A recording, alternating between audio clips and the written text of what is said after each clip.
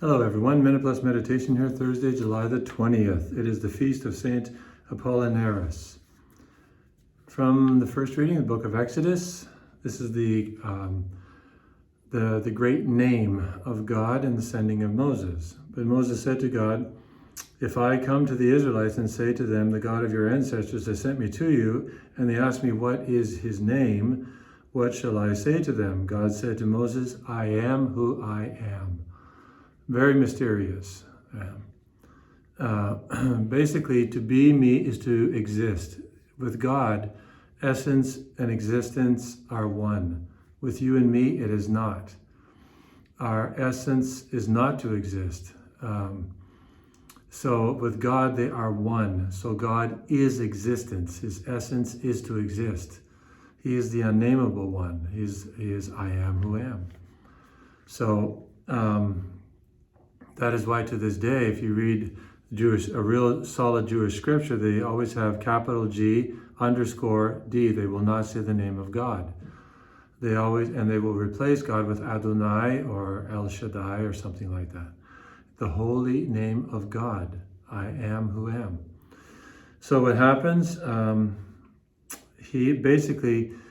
God is commissioning Moses to go to the elders of Israel and say to them, "The Lord, the God of your ancestors, the God of Abraham, Isaac, and Jacob, has appeared to me, saying," and so on. So in a way, this is the commission of Moses, to go and tell the elders that the God of our fathers has sent me to you, and he is going to liberate our people from the slavery of the Egyptians and bring us into the promised land that was promised to us so long ago. So, and we know with any great commission that God sends, there's going to be difficulties, right?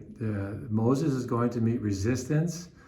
He's going to have pushback. The people are going to cause him a lot of stress, as we would say.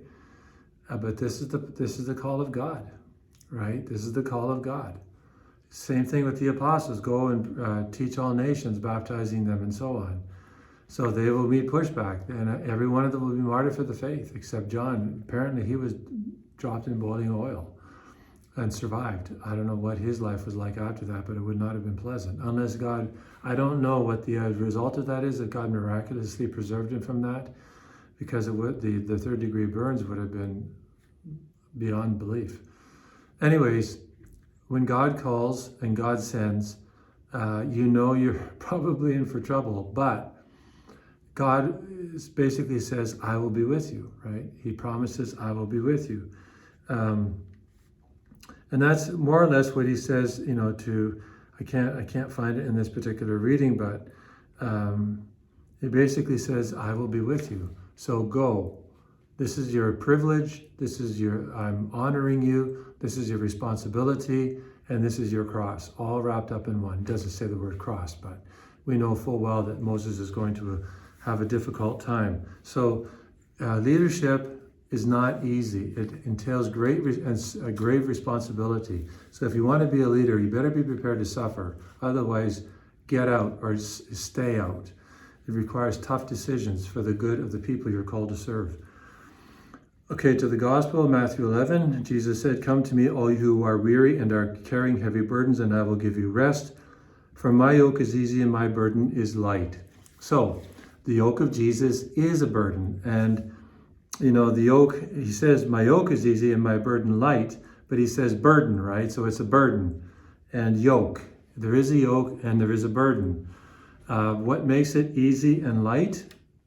Grace, love. And once the heart sort of latches on to Christ, everything becomes easy. And two people in love know this. So this is why it's so important that we not just simply be disciples of Jesus, but actually become engaged disciples of Jesus. So we are following him all the time. We're actually strengthening our communion with him in every way that we can on a human level. And Jesus will teach us and grant us the grace to experience the joy of knowing that his yoke is easy and his burden light. So remember that as you go through your day. "Come to me, all you who are weary and are carrying heavy burdens, and I will give you rest." God bless you.